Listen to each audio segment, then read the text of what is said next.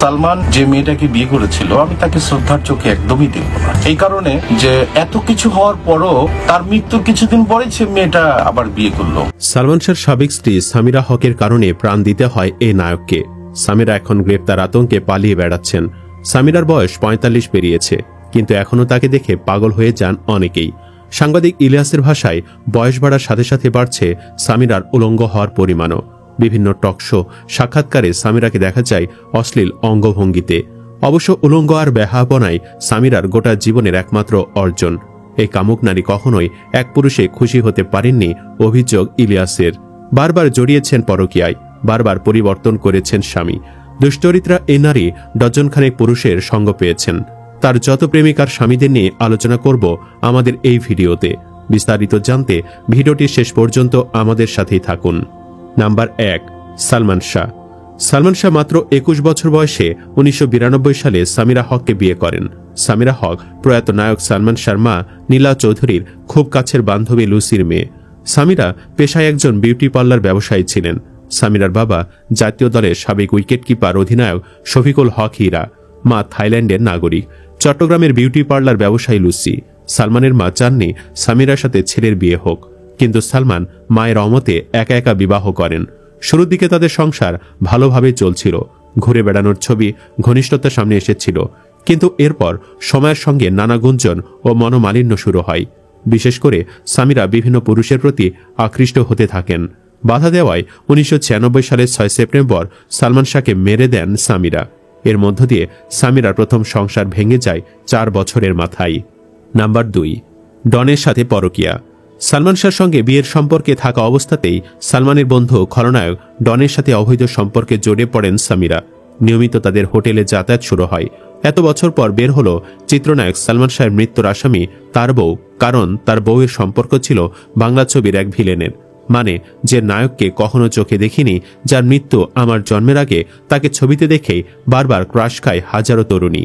আর তার বউ নাকি ডনের মতো এক বস্তা পচা ব্যাটার জন্য তাকে মেরে ফেলল।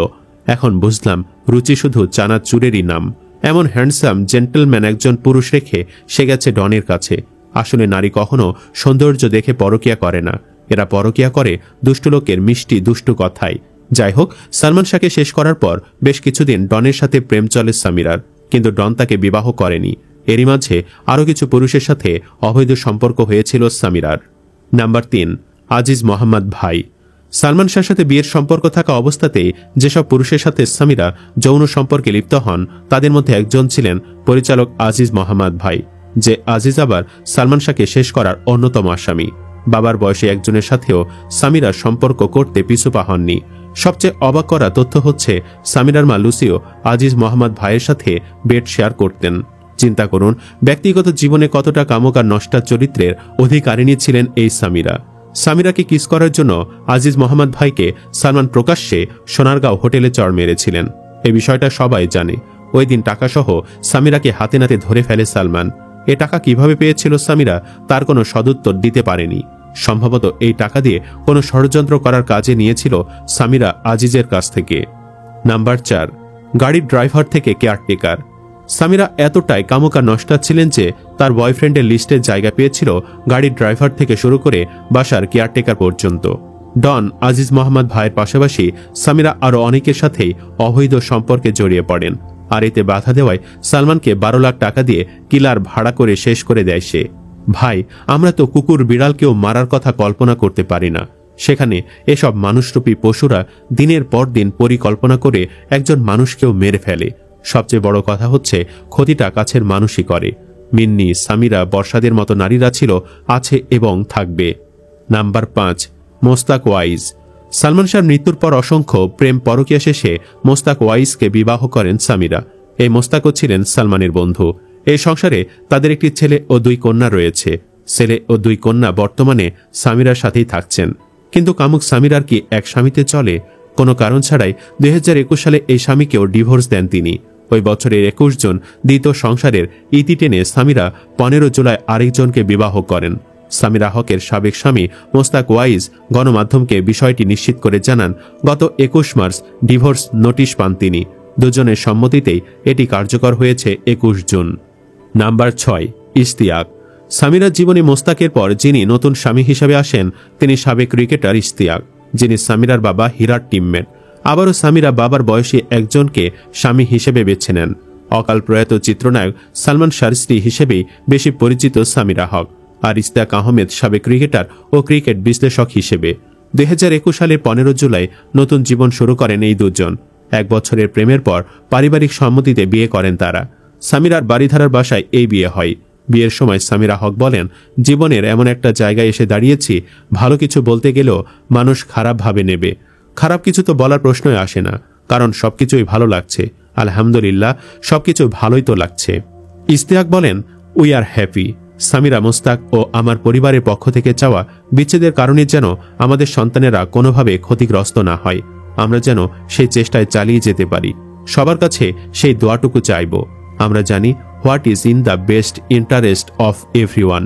বর্তমানে সামিরা ইশতিয়াকের সাথে আছেন, কিন্তু সামিরাকে বিয়ে করে যে বিশাল ভুল করেছেন ইশতিয়াক, তা একটু দেরিতে হলেও এখন বুঝতে পারছেন, কেননা তার স্ত্রী যে এখন পলাতক একজন আসামি। যাই হোক, ভিডিওটি শেষ করব সালমান শাহকে নিয়ে ঘটা সাম্প্রতিক বিষয় দিয়ে। চিত্রনায়ক সালমান শাহ হত্যা মামলার 1 নম্বর আসামি নায়কের সাবেক স্ত্রী সামিরা হক। এবার সে সাবেক ভাবিকে নিয়ে মুখ খুললেন সালমানের ছোট ভাই শাহরান চৌধুরী। সামাজিক যোগাযোগ মাধ্যম ফেসবুক লাইভে আসেন শাহরান। ভিডিও বার্তায় তিনি জানান, সাধারণত তিনি ফেসবুক লাইভে আসেন না, কিন্তু কিছু কারণে আজ লাইভে এসেছেন। এ কারণে কাউকে ব্যক্তিগত কারণে কিংবা ছোট করে কথা বলা তার উদ্দেশ্য নয়। সামিরা হককে নিয়ে কথা বলেন শাহরান। জানান, সালমান শাহ প্রচণ্ড ভালোবাসতেন সামিরাকে। তিনি বলেন, আমার ভাই আপনাকে প্রচণ্ড ভালোবাসত। আপনি একটু চিন্তা করে দেখবেন, আপনি যে কারণে আমার ভাইকে পছন্দ করেছিলেন, আমার ভাইকে বিয়ে করেছিলেন, আপনার বাবা মাকে ছেড়ে এসেছিলেন, তখন নিশ্চয়ই আমার ভাইয়ের মধ্যে আপনি সেরকম কিছু দেখেছিলেন। ভেবে দেখবেন, পালিয়ে বিয়ে করার পর আপনার পরিবার মেনে না নিলেও আমার পরিবার কিন্তু আপনাদের ফেলে দিতে পারেনি। এরপর ক্ষোভ প্রকাশ করে তিনি বলেন, সালমান শাহ মরার পর যে যুক্তি আপনারা দেন যে তার অপমৃত্যু প্রবণতা ছিল, একবার ভেবে দেখবেন, আপনার সঙ্গে পরিচয়ের আগ পর্যন্ত স্বাভাবিক জীবন ছিল সালমান শাহ। সামিরাকে উদ্দেশ্য করে শাহরান বলেন, আমি সালমানের ভাই, সে কারণে আপনার সঙ্গে আমার একটা সুন্দর সম্পর্ক ছিল। আমি আপনাকে ফোন করেছিলাম, কিন্তু আপনি আমার ফোন ধরেননি। আমার মনে হয় আপনার বয়স হয়েছে কিংবা অনেক কিছুই আপনার মনে নেই। আমি আপনাকে ছোট করব না, কিন্তু আপনি একবার চিন্তা করে দেখেন যে আপনি বগুড়া থেকে কোন কারণে ঢাকায় এসে আশ্রয় নিয়েছিলেন। আমার ভাই কিন্তু সবকিছুই আমার সঙ্গে শেয়ার করত। শাহরান আরও বলেন, আমি আজকে লাইভে সেটা বলবো না যে আপনি বগুড়ায় কি করে এসেছিলেন এবং কেন ঢাকায় এসে আশ্রয় নিয়েছিলেন, সেটা আপনি ভালো করে জানেন। আমি বলবো, আপনার কর্মের জন্য আপনি মাপ চান, আল্লাহর কাছে মাপ চান। ফেসবুক লাইভে এসে সামিরাকে দোষারোপ করার পাশাপাশি সালমানের বন্ধু ফারুককেও দোষারোপ করেন শাহরান।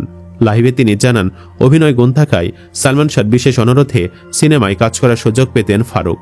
আর এই ফারুকই সালমান ও শাবনূরের নামে মিথ্যা তথ্য ছড়াতেন সামিরার কাছে।